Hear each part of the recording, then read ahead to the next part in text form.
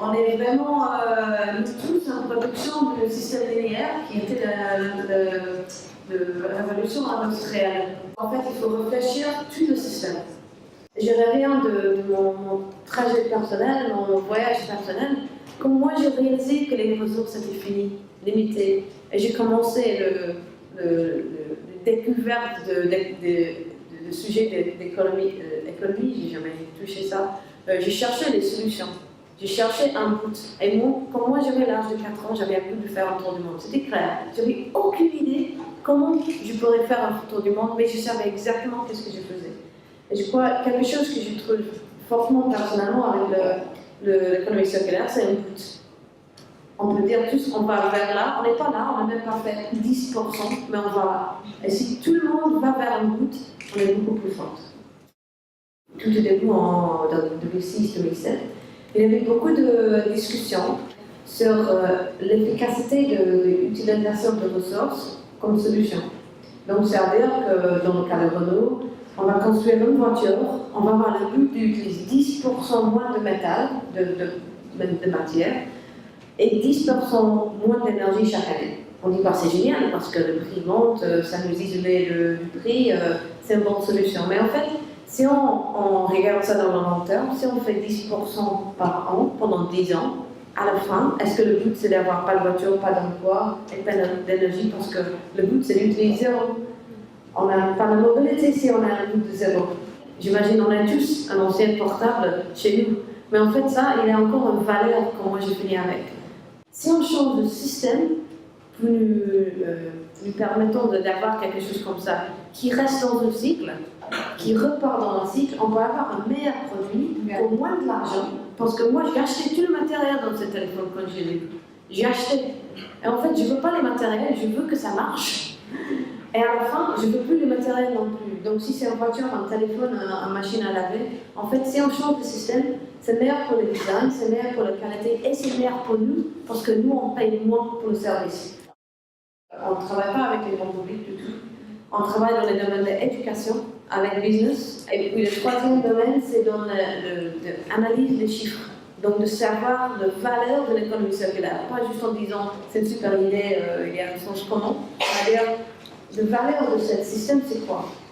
Et le premier rapport économique qu'on a sorti, c'était autour des produits qui cyclent dans plus d'une année.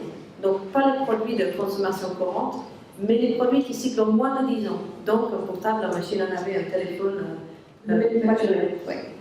Et on a regardé le taille du chiffre, l'opportunité pour Europe. On a trouvé là-haut un chiffre de 630 milliards de US dollars par an. Et ça, c'était juste en cyclant les produits composants au matériel de 25% du secteur, qu'une fois par année. On a trouvé, en regardant ces chiffres, que, comme je viens d'expliquer, il y avait un bénéfice pour nous, en tant qu'utilisateurs, et pour les fournisseurs. Par exemple, une machine à laver, on a le sujet qu'on a étudié, une machine à laver d'aujourd'hui, que la plupart de nous achètent, une de moyenne qualité, qui va faire le travail, on imagine, c'est conçu pour faire 2000 lavages. Mais par lavage, c'est 27 cents. Je parle de US dollars. Si on imagine une machine à laver de haute qualité, que la plupart de nous n'achètent pas, parce que c'est beaucoup plus cher, quand on regarde dans la vie de machine, c'est que 12 cents par lavage. Donc c'est moins de la moitié du prix pour nous par lavage.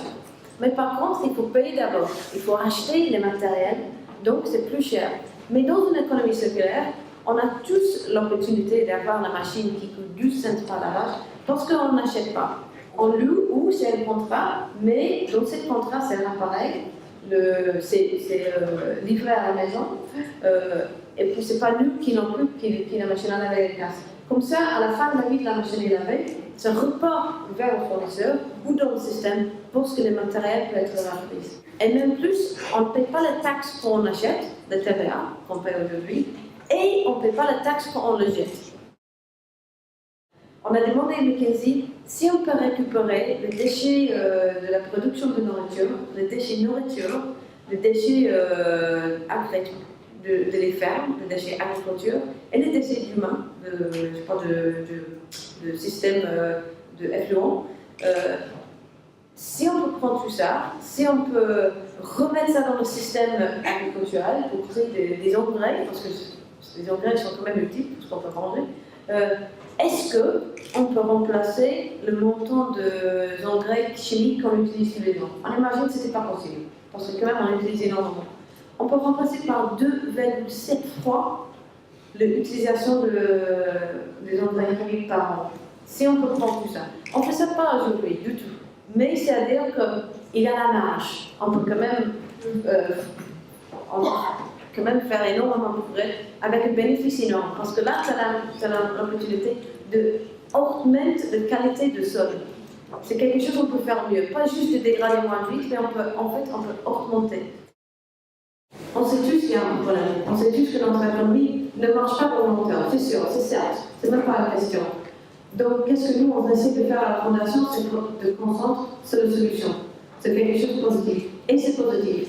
Déjà, c'est un type de solution, mais ça marche économiquement. Donc, pour nous, si on veut que les choses changent à l'échelle globale, à l'échelle politique, à l'échelle de grande société, toute petite première initiative, les nouvelles sociétés, si il faut que ça marche, si on est tiré par quelque chose, un avenir qui marche, l'économie, une solution, c'est beaucoup mieux que de dire qu'il y a un problème. Parce que je pense que ça motive les gens, le point de vue où ils viennent, beaucoup plus. Merci beaucoup. Merci.